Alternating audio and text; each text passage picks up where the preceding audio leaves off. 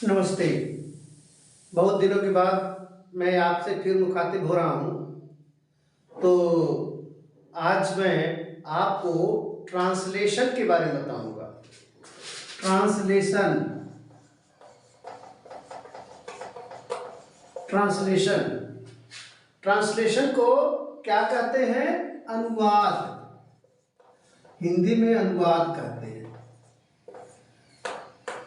अनुवाद होता क्या है? एक भाषा के वाक्य को दूसरी भाषा में रूपांतरित कर देना ही अनुवाद है।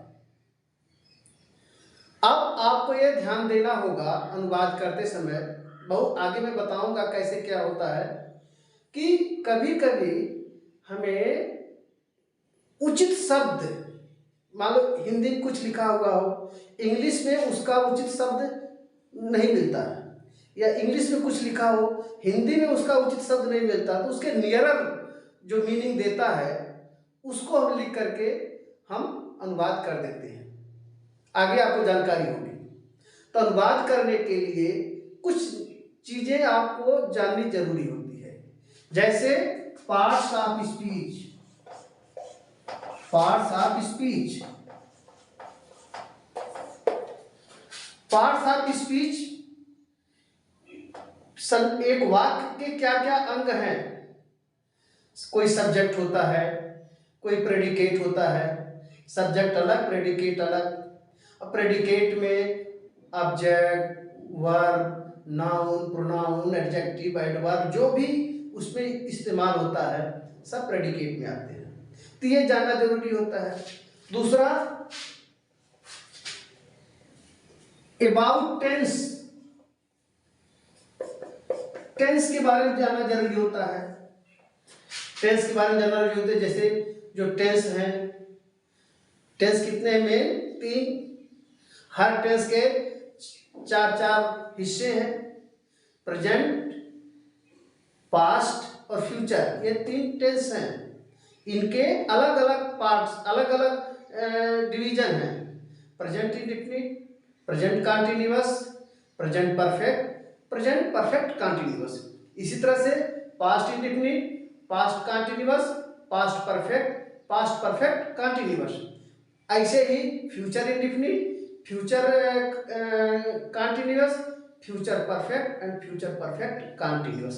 तो टेंस के बारे में जानना जरूरी होता है। इसके बाद कुछ और चीजें जानना जरूरी, जैसे स्ट्रक्चर ऑफ सेंटेंस, कैसे सेंटेंस को लिखा जाए, इसका नियम जानना जरूरी होता है। फिर इसके बाद आपको काइंड ऑफ सेंटेंस, सेंटेंस कितने तरह के होते हैं? Simple sentence, compound sentence, complex sentence. हर सेंटेंस की क्या क्या विशेषता होती है इसके बारे में भी जानना जरूरी होता है। और कुछ रूल्स आपको जानने जरूरी होते हैं। रूल्स कैसे है? जैसे आर्टिकल ए एंड डी, कहाँ ए लगेगा, कहाँ एन लगेगा, कहाँ दी लगेगा, आपको इसको जानना जरूरी होता है। क्योंकि अगर सही इस्तेमाल नहीं होगा तो वह सेंटेंस का जो स्ट्रक्चर है वो गड़बड़ हो जाएगा। कुछ और नियम है कि सब्जेक्ट का एग्रीमेंट टू द वर्ब क्या है। अब सब्जेक्ट का एग्रीमेंट टू द वर्ब क्या होगा? जैसे एक सब्जेक्ट, मान लो कोई वाक्य आप लिख रहे हो, आपने सब्जेक्ट पहचानने का नियम मैं बताऊंगा कैसे पहचानते हैं। आपने मान लो सब्जेक्ट पहचान लिया, सब्जेक्ट सिंगल है या प्लूरल है। जैसे राम, एक सब्जेक्ट ये है, काउज, ये सब्जेक्ट एक राम सब्जेक्ट है और काउ सब्जेक्ट है। अब इसका एग्रीमेंट टू द वर्ब, यानी इन सब्जेक्ट से वर्ब का क्या एग्रीमेंट है, इसको आपको जानना जरूरी होता है। सिंगल ये है, राम एक है, और काउस प्लूरल है, अनेक है। तो राम के लिए कौन सी वर्ब लगेगी? तो मान लो हम लिख सकते हैं Ram goes to school. Ram goes to school. Cow walk on the road. अब देखिए गोस एंड वॉक दो लग गया, ये गो है, हर वर्ब अपने फर्स्ट फॉर्म में होती है, उसको second form, third form, past participle, gerund form हम बनाते हैं। तो एक नियम है कि सिंगुलर नंबर सब्जेक्ट के साथ सिंगुलर नंबर वर्ब इस्तेमाल होती है, प्लूरल नंबर सब्जेक्ट के साथ प्लूरल नंबर का जो नियम है वो इस्तेमाल किया जाता है। तो नियम क्या है, सिंगुलर नंबर का अगर सब्जेक्ट है तो मेन वर्ब में यस या ईएस लगाकर प्रेजेंट इंडिकेटिव में हम लिख देते हैं। लेकिन अगर प्लूरल नंबर का वर्ब है तो जो वर्ब है उसका फर्स्ट फॉर्म ही प्रेजेंट इंडिकेटिव पे लिखते हैं। तो यही subject rules of agreement to the subject हो गया। तो ये सारी चीजें आपको जानना जरूरी होती। मैं अगले वीडियो में जब टेंस के एक एक बताऊंगा तब आपको सारी जानकारी मिलेगी। अब इसके बाद कोई सेंटेंस लिखेंगे, किसी तरह का मान लो आप सेंटेंस लिखते हो, तो उसमें दो तीन चीजें जानना बहुत जरूरी है, चाहे वो हिंदी का वाक्य हो चाहे इंग्लिश का वाक्य हो। क्या जानना जरूरी होता है, सब्जेक्ट यानी कर्ता, दूसरा वर्ब यानी क्रिया, और तीसरा ऑब्जेक्ट यानी कर्म। इन्हीं तीन शब्दों से वाक्य की संरचना होगी।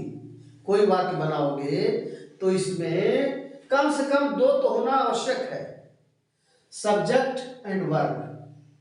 जैसे हमने कहा आई ड्रिंक, वही काफी है। आई ड्रिंक मिल्क कह दे तो ऑब्जेक्ट हो गया। आई रीड, मैं पढ़ता हूं, ये काफी है। आई रीड बुक, ये तो ऑब्जेक्ट हो गया।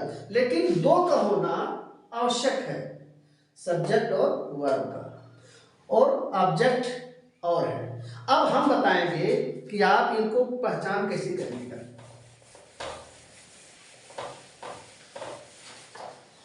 मान लीजिए कोई वाक्य लिखा है, मोहन रीड्स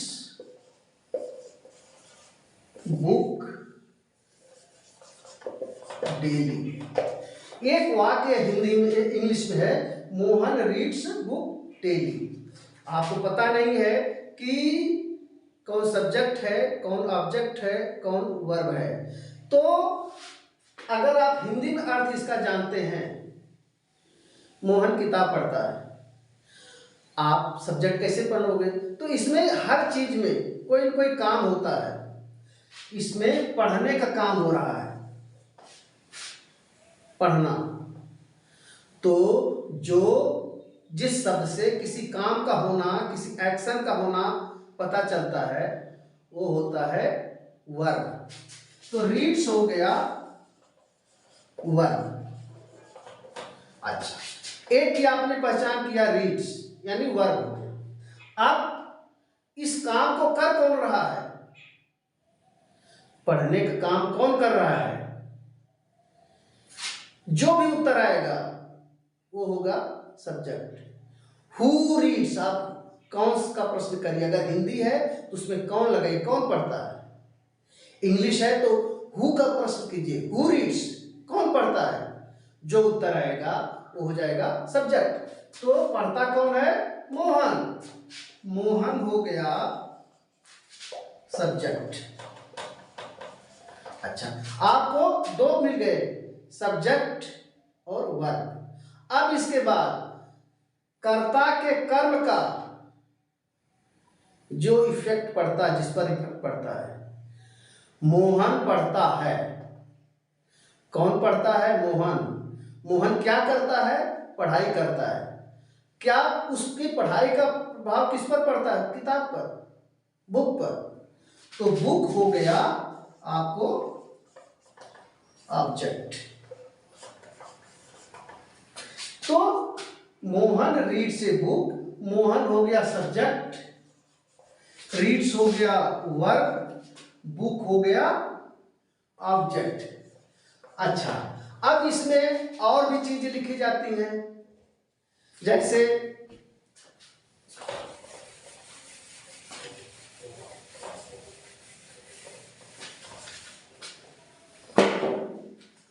रमेश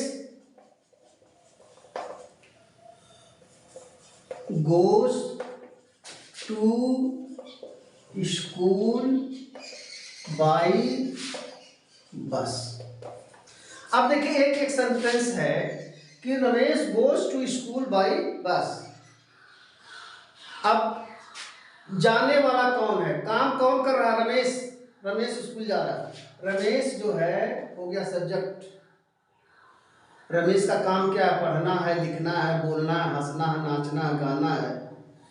रमेश का काम है जाना। गोस ये हो गया वर्ब, ये हो गया सब्जेक्ट और ये हो गया वर्ब। अब इसके बाद एक देखो टू आ गया। टू ये क्या है, प्रीपोजिशन। स्कूल, राम के जाने का असर किस पर पड़ता है, स्कूल पर, स्कूल हो गया ऑब्जेक्ट। बाई ये भी एक प्रीपोजिशन हो गया।